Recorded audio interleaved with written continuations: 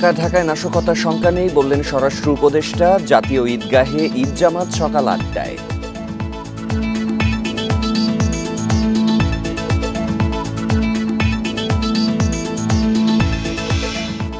ভোগান্তি ছাড়াই বাড়ি ফিরছেন রাজধানীবাসী। সড়কে নেই বিড়ম্বনা, ট্রেন যাত্রাতেও স্বস্তি।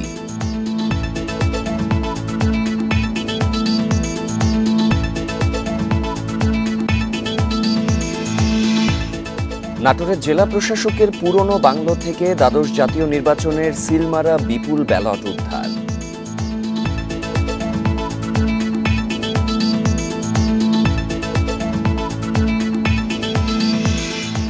এবারের ঈদে আনন্দ নেই জুলাই গণ অভ্যুত্থানের শহীদ পরিবারগুলোতে। স্বজন হারানোর বেদনায় এখনো ফেরেনি স্বাভাবিক জীবন।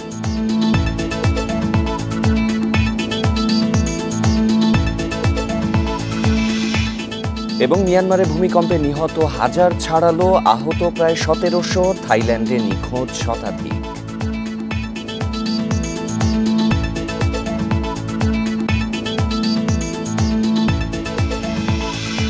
বিরতিহীন সংবাদ দুপুরের শিরোনাম শুনছিলেন। পুরো খবর নিয়ে আছি সাফাদ্দিন ফরিদ। এই ঈদে জামা জুতো অ্যাকসেসরিজের ডিসকাউন্ট। ফাঁকা ঢাকায় নাশকতার কোনো আশঙ্কা নেই বলে জানিয়েছেন স্বরাষ্ট্র উপদেষ্টা মোহাম্মদ জাহাঙ্গীর আলম চৌধুরী। আর কোনো ঘটনা ঘটলে তা জনগণকে নিয়ে মোকাবিলা করা হবে বলে জানান তিনি। সকালে নির্বিঘ্নে ঈদযাত্রা নিশ্চিতে রাজধানীর গাবতলী বাস টার্মিনাল পরিদর্শন শেষে এসব কথা বলেন তিনি। এ সময় সারা দেশে নিরাপত্তা নিশ্চিতে সব বাহিনীর ছুটি বাতিল করা হয়েছে বলেও জানান উপদেষ্টা। কোনো ধরনের ষড়যন্ত্রের হুমকি নাই, আর ষড়যন্ত্রের যদি কোনো হুমকি থাকে আপনারাই মোকাবেলা করবেন আমাদের সাথে মিলে। জনগণ মোকাবিলা করলে কোনো ষড়যন্ত্র কেউ করতে পারবে না। সশস্ত্র বাহিনী, পুলিশ, বিজিবি, আনসার এরা কিন্তু কেউ ছুটিতে যাচ্ছে না। এরা কিন্তু এই নিশ্চিতভাবে যেন এই মানে আইন শৃঙ্খলা যেন ভালো থাকে, এই জন্য তারা কাজ করে দেন। জাতীয় ঈদগাহে ঈদের প্রধান জামাত হবে সকাল 8:30টায়। এতে শামিল হবেন রাষ্ট্রপতি মোহাম্মদ শাহাবুদ্দিন ও প্রধান উপদেষ্টা অধ্যাপক ডক্টর মোহাম্মদ ইউনুস। সকালে ঈদের প্রধান জামাত আয়োজনের সার্বিক প্রস্তুতি পরিদর্শন শেষে একথা জানান ঢাকা দক্ষিণ সিটি কর্পোরেশনের প্রশাসক মোহাম্মদ শাহজাহান মিয়া। বলেন, এরই মধ্যে জাতীয় ঈদগাহে সব প্রস্তুতি সম্পন্ন করা হয়েছে। বৃষ্টি হলে বিকল্প ব্যবস্থা হিসেবে বাইতুল মোকাররম মসজিদে ঈদ জামাত হবে সকাল 9টায়। এবার ঈদগাহে 250 ভিআইপি সহ 35,000 মুসল্লি জামায়াতে অংশ নিতে পারবেন। নারীদের জন্যও থাকছে আলাদা ব্যবস্থা। নামাজে মুসল্লিদের ছাতা না নিয়ে আসার অনুরোধ জানান ডিএসসিসির প্রশাসক।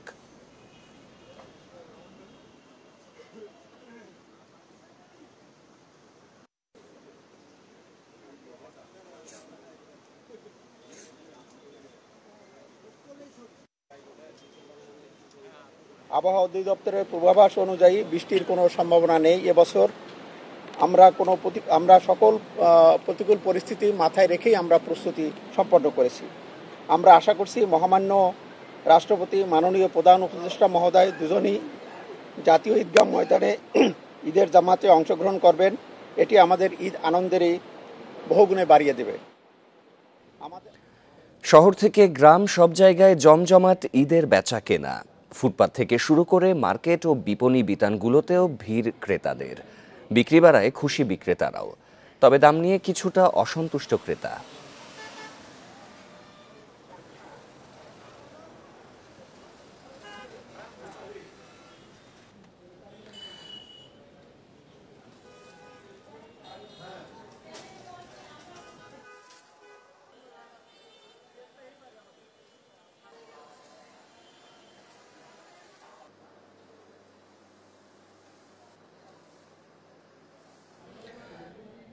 এদিকে সড়কে ভোগান্তি ছাড়াই পরিবারের সাথে ঈদ করতে বাড়ি ফিরছেন নগরবাসী।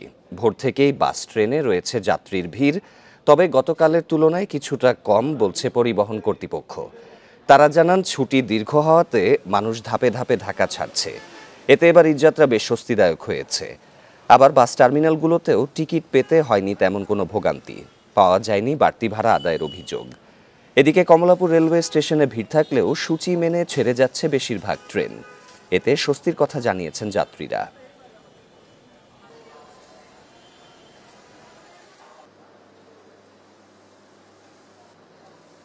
আমি তো এখান থেকে ইয়েতে যাবো, লাকসাম যাবো আর কি।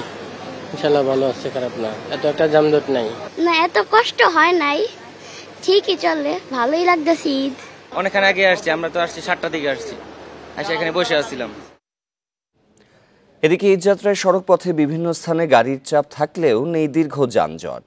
নৌরুটেও স্বস্তি নিয়েই গন্তব্যে যেতে পারছেন লোকজন। সকাল থেকেই ঢাকা ময়মনসিংহ ও ঢাকা টাঙ্গাইল মহাসড়কে যাত্রীদের ভিড় দেখা গেছে। যাত্রীদের পাশাপাশি সড়কে বেড়েছে যানবাহনের চাপ। চান্দনা চৌরাস্তা এলাকায় যান চলাচল করছে ধীর গতিতে। পুলিশ বলছে ঈদ সামনে রেখে নেওয়া হয়েছে বাড়তি উদ্যোগ। ঢাকা টাঙ্গাইল যমুনা সেতু মহাসড়কে স্বাভাবিক গতিতেই চলাচল করছে যানবাহন। ঢাকা মাওয়া এক্সপ্রেসওয়েতে শনিবার ভোর থেকে অতিরিক্ত যানবাহনের চাপ কমে এসেছে। যাত্রীবাহী বাসের পাশাপাশি ব্যক্তিগত গাড়ি ও মোটরসাইকেল নিয়েও ছুটছেন দক্ষিণবঙ্গের মানুষ। পাটুরিয়া দৌলতদিয়া এবং আরিচা কাজিরহাট নৌরুটে স্বস্তিতে পারাপার হচ্ছেন যাত্রীরা। আগে ভাড়া নিত 300-400 টাকা, এখন সে ভাড়া 500, 600, 800, 1000 ভাড়া নিতেছে।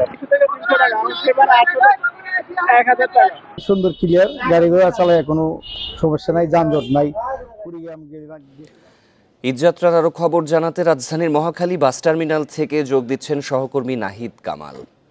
নাহিদ, বিগত ঈদযাত্রা থেকে এবারের ঈদযাত্রা কি একটু পরিবর্তন দেখা যাচ্ছে কিনা? যাত্রীরা কি জানিয়েছেন এ বিষয়ে, আর সেখানকার ব্যবস্থাপনা কেমন দেখা যাচ্ছে?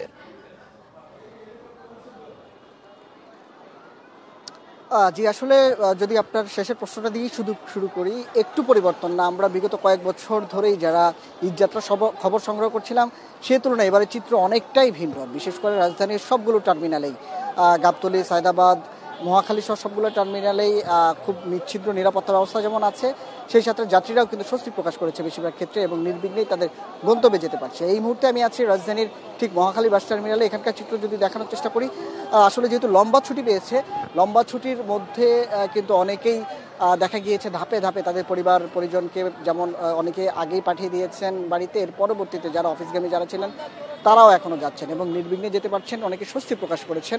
এবং অন্য সময়ের তুলনায় আমরা যেটা দেখেছি, আমরা আপনার মহাখালী বাস টার্মিনাল সহ গাবতলী বিভিন্ন টার্মিনাল কেন্দ্রিক এলাকায় কিন্তু আইনশৃঙ্খলা বাহিনীর ব্যাপক নিরাপত্তা ব্যবস্থা জোরদার দেখা গেছে এবং আমরা মহাখালী টার্মিনালও আজকে দেখছি সেনাবাহিনীর সদস্যরাও কিন্তু এখানকার পরিস্থিতি স্বাভাবিক রাখার জন্য বারবারই তারা পদক্ষেপ নিচ্ছেন এবং কোনো প্রকার কোনো গাড়ি যেন বাড়তি যানজটের ভোগান্তি তৈরি করতে না পারে বা অযথা দাঁড়িয়ে না থাকে সেসব বিষয়ে কিন্তু তদারকি করছেন।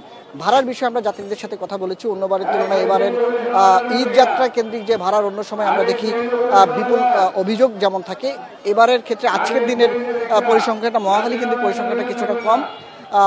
বাস কাউন্টার, বাস মালিক কর্তৃপক্ষ যেটি বলছেন, তারা আসলে বিআরটিএর যেই নির্ধারিত ভাড়ার যে চার্ট এবং নির্দেশনা সেটি মানার চেষ্টা করছেন। তারপরে কিছু বিচ্ছিন্ন কিছু অভিযোগ রয়েছে। সেক্ষেত্রে হচ্ছে নির্ধারিত সময়ে কিছু বাস ছাড়ার ক্ষেত্রে কিছুটা জটিলতার কথা বেশ কিছু যাত্রীদের মুখে শোনা যাচ্ছে।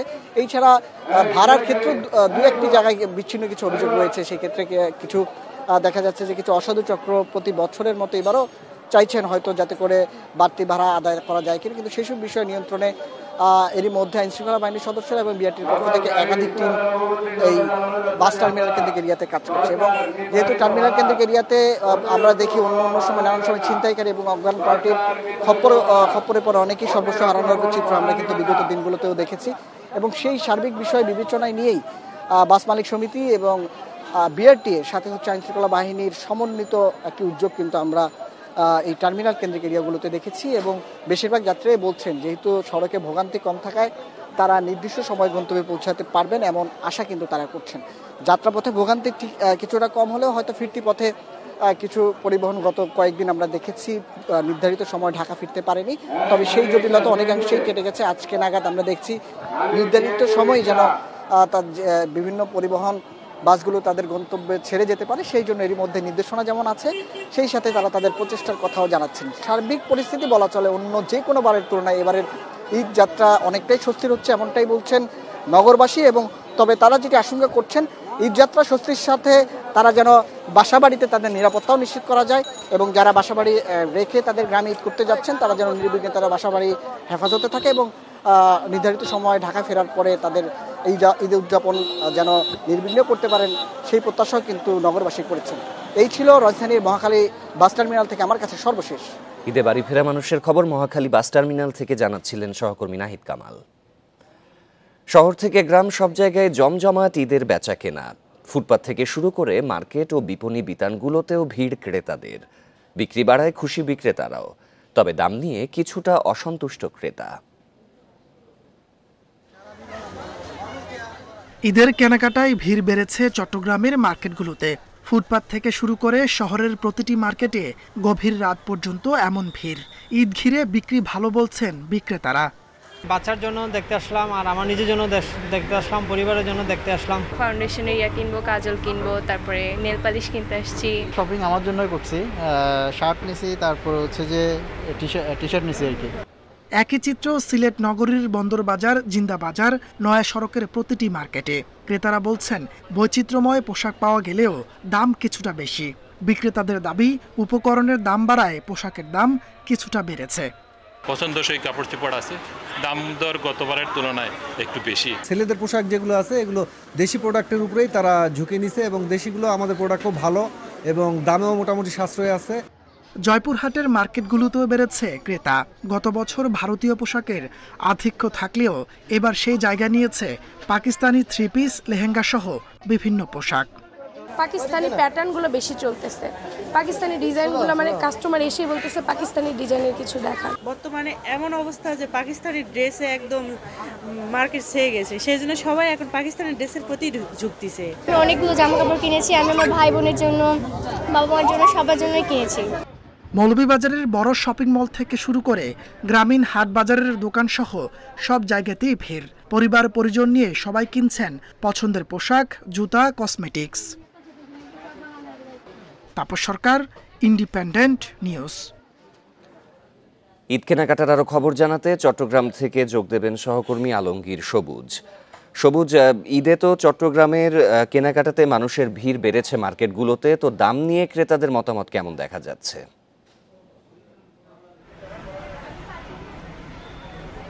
যদিও 29-এ আসলে ঈদ হয়, সেই হিসেবে আর মাত্র একদিন সময় আছে কেনাকাটার।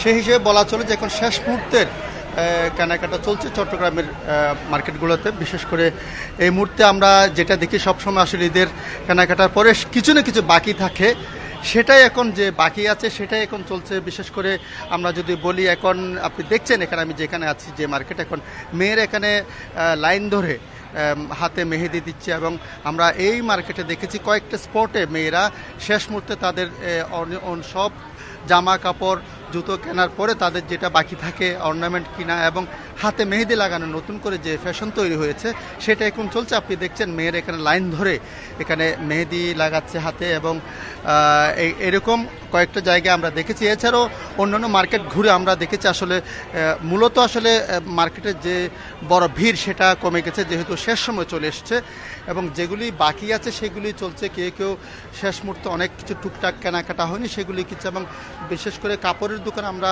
ক্রেতার ভিড় কম দেখেছি আজকে মার্কেট ঘুরে। অন্যান্য সময় এই মার্কেটে যেরকম ভিড় থাকে এর কয়েক গুণ বেশি ভিড় থাকে, সেটা আজকে নেই যেহেতু শেষ সময়। এবং যারা দোকানি আছে তারা বলছেন সন্ধ্যার পরে, ইফতারের পরে হয়তো কিছুটা ভিড় বাড়তে পারে, যেটা সবসময় প্রতিদিন ইফতারের পর হয়।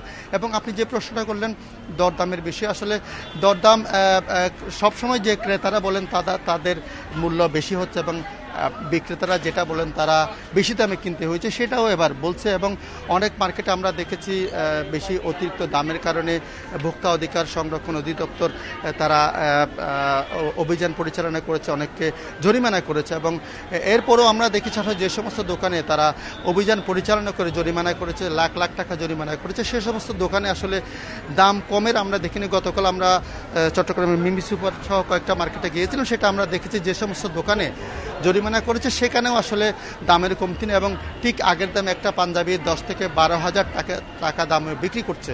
মোটামুটি বলা চলে যে আসলে চট্টগ্রাম যেটা হয় দরদাম করে নিচ্ছে, এবং যারা বিক্রেতা তারা দাম ধরে আছে, এবং ক্রেতারা চাইছেন কম দামে কিনতে। এবং যেটা সর্বশেষ বলা চলে যে চট্টগ্রামের মার্কেটগুলিতে এখন শেষ মুহূর্তের কেনাকাটা চলছে, যেহেতু ছোটোখাটো জিনিস বিশেষ করে টুপি, মানুষের টুপি, মেয়েরা হাতে মেহেদি দিচ্ছে, এবং কানের দুল বা হাতের বিভিন্ন চুরি এই সমস্ত বেশি কিনছে এবং অন্যান্য যে সমস্ত কাপড় জুতো এগুলো বোঝা যাচ্ছে যে জমজমাট হয়ে গেছে ঈদের বেচা কেনা। চট্টগ্রাম থেকে জানাচ্ছিলেন সহকর্মী আলমগীর সবুজ। ঈদের আগে রাজধানীর বাজারগুলোতে সব ধরনের মাংস ও মশলার দাম বাড়তি। সরবরাহ কম ও চাহিদা বেশি থাকায় দাম বাড়তি বলছেন বিক্রেতারা। জানান, সপ্তাহের ব্যবধানে ব্রয়লার মুরগির দাম কেজিতে 20 টাকা থেকে বেড়ে 220 টাকা ও সোনালী মুরগির দাম 30 টাকা বেড়ে বিক্রি হচ্ছে 310 থেকে 330 টাকায়। তবে গরুর মাংসের দাম গত সপ্তাহের মতোই অপরিবর্তিত, বিক্রি হচ্ছে প্রতি কেজি 750 থেকে 780 টাকায়। বাজারে মশলার মধ্যে দারুচিনি ও গোলমরিচের দাম বেড়েছে। প্রতি কেজি দারুচিনিতে 40 টাকা ও গোলমরিচের দাম বেড়েছে 80 টাকা পর্যন্ত। এদিকে পেঁয়াজ, রসুন, আদার দাম গত সপ্তাহের মতোই রয়েছে। চিনি, সেমাই ও দুধের সরবরাহ স্বাভাবিক থাকায় দামে প্রভাব পড়েনি বলছে বিক্রেতারা।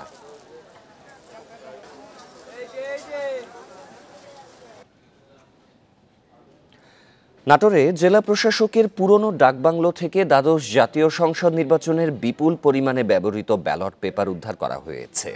দুপুরে কান্দিভিটা এলাকার ডাকবাংলোর ভেতরের বাঁশঝাড় থেকে এসব ব্যালট উদ্ধার করা হয়।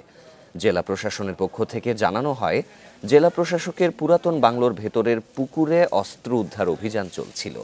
এ সময় ব্যালট পেপারগুলো গোয়েন্দা সংস্থার সদস্যদের নজরে আসে। পরে পুলিশ ও সেনা সদস্যরা বাঁশঝাড়ের ওই গর্ত থেকে নাটোর 1 আসনের বিভিন্ন প্রার্থীর প্রতীকে সিল মারা ব্যালট পেপার উদ্ধার করে। 2024 সালের নির্বাচনের ব্যালট পেপারগুলো ডিসির বাংলোতে আনা হয়েছিল।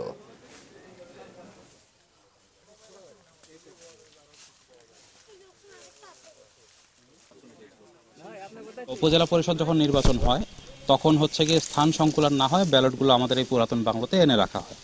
সেখান থেকে কে বা কারা এই ব্যালটগুলো নষ্ট করেছে সেটা আমার জ্ঞাত না।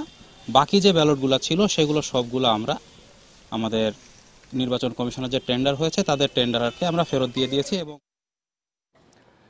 নাটোরের জেলা প্রশাসকের পুরনো বাংলো থেকে দ্বাদশ জাতীয় নির্বাচনের নানা প্রতীকে সিলমারা বিপুল ব্যালট উদ্ধার করা হয়েছে। এ নিয়ে আরও জানাতে যোগ দিচ্ছেন সহকর্মী বাপ্পি লাহিড়ী।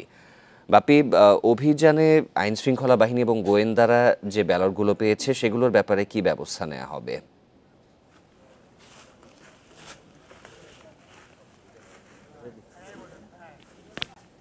আসলে আজকে যে নাটোরে কিন্তু আসলে একটা অস্ত্র উদ্ধারের অভিযান চলছিল দ্বিতীয় দিনের মতো। এই অস্ত্র উদ্ধারের অভিযানের পাশেই মানে যে পুকুরটিতে অস্ত্র অভিযান চলছিল সেখান পাশে কিন্তু আসলে একটি বাজারে এই ব্যালটগুলোর সন্ধান পায় একটি গোয়েন্দা সংস্থার সদস্যরা।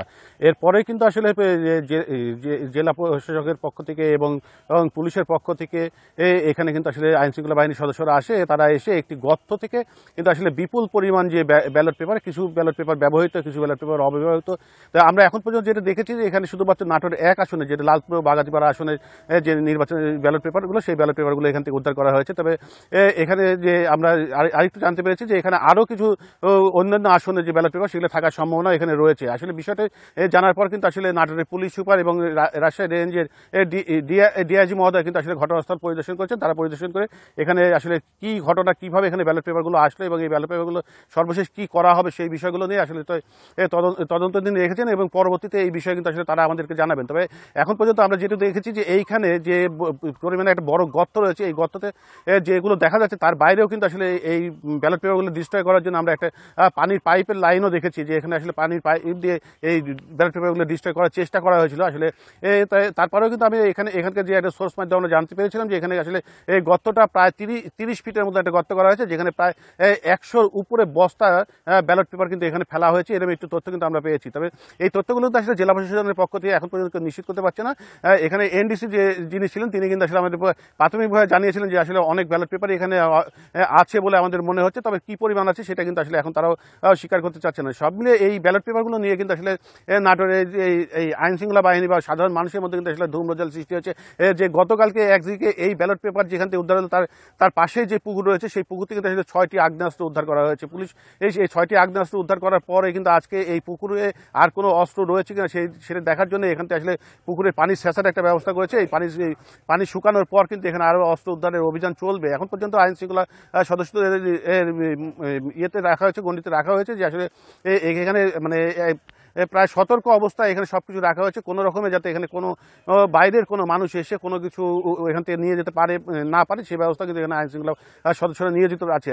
আর এখন পর্যন্ত যে এই ব্যালট পেপারের বিষয়টি নিয়ে কিন্তু আমরা আসলে জেলা প্রশাসনের পক্ষ থেকে সঠিক কোনো দিক নির্দেশনা বা সদুত্তর আমরা এখনো পাইনি। তারা বলেছে যে আসলে এই ব্যালট পেপারগুলো তাদের নিয়ন্ত্রণে ছিল, কিন্তু আসলে উপজেলা নির্বাচনের পর যে জায়গা সংকলন হওয়ার পর তার কারণে কিছু ব্যালট পেপার এখানে নিয়ে আসা হয়েছে, তারা এটুকু আমাদেরকে জানিয়েছেন। নাটোর থেকে জানাচ্ছিলেন সহকর্মী বাপি লাহিড়ী। ঈদ ঘিরে আনন্দ নেই জুলাই গণঅভ্যুত্থানের শহীদ পরিবারগুলোয়, এখনো ফিরতে পারেননি স্বাভাবিক জীবনে। ঈদ তাদের জন্য আর আগের মতো উৎসব নয়, বরং বেদনার আরেক নাম। জুলাই গণঅভ্যুত্থানে নিহত রংপুরের আবু সাইদের পরিবারে নেই ঈদের আমেজ। ৮ মাসেও কাটেনি ছেলে হারানোর বেদনা। অনেক আশা নিয়েই রংপুর বেগম রোকেয়া বিশ্ববিদ্যালয়ে ভর্তি হয়েছিলেন। ১৬ জুলাই পুলিশের ছোড়া গুলিতে প্রাণ হারান আবু সাইদ। ছেলেকে ছাড়া ঈদ উদযাপন কোনোভাবেই মেনে নিতে পারছেন না বাবা। দ্রুত অপরাধীদের বিচার দাবি করেন। ১৮ জন আসামি, এখন তো কাকই আইনের আওতায় আনা হয়নি। জুলাই গণঅভ্যুত্থানে কক্সবাজারের শহীদ ওয়াসিম আকরামের পরিবারে নেই ঈদের আনন্দ। লক্ষ্মীপুরে ভালো নেই শহীদ পরিবারগুলো। একমাত্র উপার্জনকারী ব্যক্তিকে হারিয়ে এখন দিশেহারা এসব পরিবার। তখন তো বাবা আমার বলতো, আম্মু তুমি আমার টাকা দাও, আমি জামা কাপড় কিনবো, কিন্তু এইটা আমরা কিভাবে কাটাবো, বাবা যে আমার কাছে নেই। সরকারি হিসেবে জুলাই অভ্যুত্থানে প্রাণ হারান নরসিংদী জেলার কমপক্ষে 22 জন। ঈদের স্মৃতি মনে করে শোকে কাতর পরিবারের লোকজন। কিসের ঈদ আমাদের সংসারে ভাই বোনের কোনো মন ভালো আছে? আমার ভূতের বিচারটা লাগি দাও, আমি বিচারটা আমি চাই। ফেনীতে নিহতদের পরিবারে নেই ঈদের আমেজ। আদরের সন্তানকে হারিয়ে হতাশায় দিন পার করছে স্বজন ও পরিবার। সোহেলি জাহান, ইন্ডিপেন্ডেন্ট নিউজ। দেখছেন বিরতিহীন সংবাদ দুপুর। এরপর অন্যান্য খবরের সাথে আরও যা দেখবেন। চাকরির দাসপ্রথা ছেড়ে তরুণদের উদ্যোক্তা হতে আহ্বান অধ্যাপক ইউনুসের। পিকিং বিশ্ববিদ্যালয়ে পেলেন সম্মানসূচক ডক্টরেট।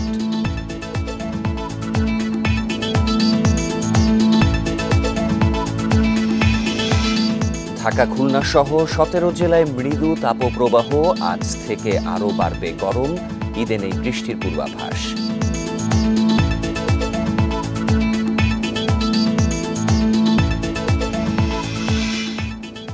দারিদ্র্যের বড় কারণ চলমান অর্থনৈতিক ব্যবস্থা। এটি জনগণের সব সমস্যার মূল বলে মনে করেন প্রধান উপদেষ্টা অধ্যাপক ইউনুস। জানান সে কারণেই নতুন বাংলাদেশ থেকে দারিদ্র্য দূর করাই তার অন্যতম অগ্রাধিকার। সকালে পিকিং বিশ্ববিদ্যালয়ে সম্মানসূচক ডক্টরেট ডিগ্রিতে ভূষিত হয়ে এসব কথা বলেন তিনি। 4 দিনের চীন সফরের শেষ দিন পিকিং বিশ্ববিদ্যালয়ে প্রধান উপদেষ্টা অধ্যাপক ইউনুস। সেখানে তাকে ভূষিত করা হয় সম্মানসূচক ডক্টরেট ডিগ্রিতে। পরে শিক্ষার্থীদের উদ্দেশ্যে দেওয়া বক্তব্যে অধ্যাপক ইউনুস বলেন, এই সম্মান তরুণদের জন্য কাজ করতে তাকে আরও অনুপ্রাণিত করবে। নতুন বাংলাদেশ থেকে দারিদ্র্য দূর করা অন্যতম অগ্রাধিকার জানিয়ে অধ্যাপক ইউনুস বলেন, সেখানে সামনে এগোনোর পথে অসংখ্য বাধা, তাই এই লড়াইয়ে তরুণদেরও সামিল হতে হবে।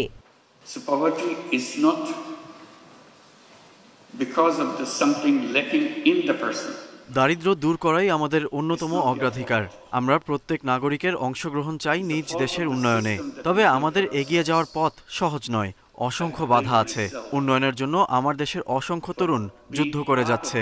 আমার দেশের মানুষ গরিব কারণ অর্থনৈতিক ব্যবস্থাই তাকে দমন করে রেখেছে। এটি সকল সমস্যার মূলে।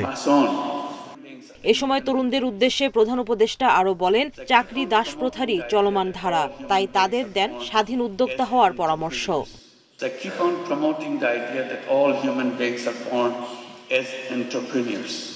ভালো শিক্ষা প্রতিষ্ঠানে পড়াশোনা করে চাকরির বাজারে ঢোকা প্রতিটি নাগরিকেরই অধিকার। তবে চাকরি একটি ভুল ধারণা, কারণ চাকরি সৃজনশীলতাকে নষ্ট করে। তাই সবারই উচিত স্বাধীন উদ্যোক্তা হওয়ার চেষ্টা করা। বাংলাদেশের গ্রামের দরিদ্র নারীরা যদি $20 বিনিয়োগ করে উদ্যোক্তা হতে পারেন, তবে অন্যরা কেন তা পারবেন না? আর স্বাস্থ্যসেবা প্রসঙ্গে অন্তর্বর্তী সরকার প্রধান জানান, একে টাকা উপার্জনের উপায় ভাবা বন্ধ করতে হবে। শুধু বিত্তবান নয়, যাতে পুরো বিশ্বই টিকা পায় সেদিকে বাড়াতে হবে মনোযোগ। সুলতানা জাহান মিতু, ইন্ডিপেন্ডেন্ট নিউজ, ঢাকা। ঢাকা ও খুলনা বিভাগের 17 জেলার ওপর দিয়ে বয়ে যাচ্ছে মৃদু তাপপ্রবাহ। সেটি মাঝারি তাপপ্রবাহে রূপ নিতে পারে বলে সতর্ক করছে আবহাওয়া অফিস। আর এই অবস্থা চলতে পারে আগামী কয়েকদিন। এছাড়া সারা দেশেই বাড়তে পারে দিনের তাপমাত্রা। শুক্রবার দেশের সর্বোচ্চ তাপমাত্রা রেকর্ড করা হয়েছিল চুয়াডাঙ্গায় 39.8 ডিগ্রি সেলসিয়াস। এছাড়া কালবৈশাখীর মৌসুম শুরু হলেও 31 মার্চ পর্যন্ত ঝড় বৃষ্টির কোনো সম্ভাবনা দেখছে না অধিদপ্তর। এতে ঈদেও বৃষ্টির সুযোগ খুবই কম। 1 এপ্রিলের পর তাপমাত্রা কিছুটা কমে এলেও পরে আবারও অবনতি হতে পারে পরিস্থিতির। তখন বয়ে যেতে পারে তীব্র তাপপ্রবাহ।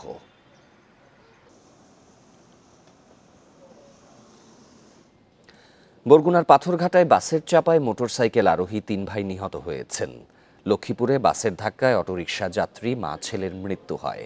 সকালে বরগুনার পাথরঘাটা মঠবাড়িয়া সড়কের সোনার বাংলা এলাকায় 3 ভাই নিহত হন। পুলিশ জানায় সকালে পাথরঘাটা থেকে ঢাকা যাচ্ছিল রাজীব পরিবহনের একটি বাস। বাসটি সোনার বাংলা এলাকায় পৌঁছালে বিপরীত দিক থেকে আসা একটি মোটরসাইকেলকে চাপা দেয়। ঘটনাস্থলেই মোটরসাইকেলে থাকা 3 ভাই নিহত হন।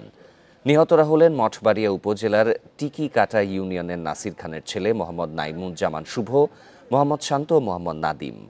লক্ষ্মীপুরে বাসের ধাক্কায় অটোরিকশার 2 যাত্রী নিহত হন। আহত হন 3 জন। নিহতরা হলেন মা জ্যোতি বেগম এবং ছেলে শিহাব হোসেন। শনিবার রাতে 2:30-র দিকে লক্ষ্মীপুর মজু চৌধুরীর হাট সড়কের তেরবেকি এলাকায় এই দুর্ঘটনা ঘটে। স্বাস্থ্যখাত পরিবর্তনে প্রয়োজন আলাদা কমিশন, যা থাকবে সরকার প্রধানের অধীনে। এমন প্রস্তাব দিচ্ছে স্বাস্থ্যখাত সংস্কার কমিশন। এপ্রিলের 2য় সপ্তাহে রিপোর্ট জমা দেবে তারা। থাকছে ভিন্ন বেতন কাঠামো সহ স্বাস্থ্য ক্যাডার গঠন, পাবলিক হেলথ নামে অধিদপ্তর আর যুক্তরাষ্ট্রের আদলে ফুড অ্যান্ড ড্রাগ অর্গানাইজেশনের সুপারিশ। স্বাস্থ্যসেবায় নাগরিক ভোগান্তি কেমন তা সবারই জানা। স্বাধীনতার পর টেকসই কোনো ব্যবস্থাই গড়ে ওঠেনি। এজন্য অপরিকল্পিত উন্নয়নকে দায় দেন অনেকে। স্বাস্থ্যখাত সংস্কার কমিশন মনে করে এই খাতে আমূল পরিবর্তন আনতে হলে আলাদা কমিশন লাগবে, যারা সরাসরি রিপোর্ট করবে সরকার প্রধানের কাছে। এদের অধীনে থাকবে কয়েকটি বিভাগ, ডাক্তারদের প্রশিক্ষণ, চিকিৎসা গাইডলাইন এবং চিকিৎসায় ভুল হচ্ছে কিনা তা মনিটরিং করবে এই কমিশন। আধা খেসরা একটা কমিশন হলো আর অথরিটিটা মিনিস্ট্রির হাতে থাকলো, সচিবালয়ের হাতে থাকলো, তাহলে কিন্তু এটা ফাংশন করবে না। তার মানে এটা একটা পরিপূর্ণভাবে ইন্ডিপেন্ডেন্ট একটা কমিশন থাকতে হবে, শক্তিশালী, যেটা রিক্রুট করতে পারবে, পোস্টিং দিতে পারবে, ট্রান্সফার করতে পারবে এবং যারা প্রমোশনও দিতে পারবে, তাহলে সেটা কাজ করবে বাংলাদেশের ক্ষেত্রে। বাট এখানে কন্ডিশন যেটা, সেটা হচ্ছে যে সমস্ত ধরনের প্রফেশনাল রাজনীতি বন্ধ করতে হবে। আলাদা বেতন কাঠামো সহ স্বতন্ত্র ক্যাডার চালুর প্রস্তাব করেছে কমিশন, যেখানে প্রাইভেট প্র্যাকটিস না করা চিকিৎসকদের জন্য আলাদা বেতনের প্রস্তাব থাকছে। পাবলিক হেলথ, মেডিকেল এডুকেশন সহ 3টি অধিদপ্তর এবং যুক্তরাষ্ট্রের FDA-এর আদলে ফুড অ্যান্ড ড্রাগ অর্গানাইজেশনের সুপারিশ করা হচ্ছে। বেসরকারি হাসপাতালে সেবা মূল্য ঠিক করতে আলাদা বিভাগ এবং 10 ভাগ রোগীকে বিনামূল্যে সেবার প্রস্তাবও থাকছে। সার্বজনীন, সহজলভ্য এই ধরনের সেবা যাতে দেওয়া যায়, তার জন্য আমরা সুপারিশ দেব। এই জন্য যেটা দরকার, তাহলে আমাকে মানে দেশের যাদের সেবার প্রয়োজন তাদের সবার কাছে পৌঁছাতে হবে, এবং পৌঁছালেই হবে না, তাদেরকে মানসম্পন্ন সেবা দিতে হবে এবং তাদের সামর্থ্যের মধ্যে দিতে হবে। কারো যদি অর্থ না থাকে তাকে আমি সেবা দেবো না তা না, তাকে সেবা দিতে হবে। জেলা এবং উপজেলা পর্যায়ে আধুনিক চিকিৎসা ব্যবস্থা রাখার বিষয়েও নজর দিয়েছে কমিশন। এছাড়া স্বাস্থ্যকর্মীদের দলীয় রাজনীতি বন্ধে বিদ্যমান আইন প্রয়োগের সুপারিশ করা হবে। Hasan Misba, independent news, Dhaka. মুন্সিগঞ্জে শ্রীনগরের চালককে মারধর করে অটোরিকশা ছিনতাইয়ের সময় গণপিটুনিতে জহির নামের এক যুবক নিহত হয়েছেন। আহত হয়েছেন আরও 2 জন। সকালে উপজেলা স্বাস্থ্য কমপ্লেক্সে চিকিৎসাধীন অবস্থায় ওই যুবকের মৃত্যু হয়। ভোরে অটোরিকশা ছিনতাই করতে গিয়ে স্থানীয়রা তাকে গণপিটুনি দেয়। পুলিশ জানিয়েছে, ভোরে তন্তর এলাকায় মহসিন মিয়ার অটোরিকশায় যাত্রী বেশে ওঠেন 4 জন। মাঝপথে চালককে মারধর করে বাহনটি নিয়ে যাওয়ার চেষ্টা করে তারা। এ সময় চালকের চিৎকারে আশপাশের লোকজন 3 জনকে ধরে গণপিটুনি দেয়। খবর পেয়ে পুলিশ ঘটনাস্থল থেকে আহতদের উদ্ধার করে স্বাস্থ্য কমপ্লেক্সে নিলে সেখানে একজনের মৃত্যু হয়।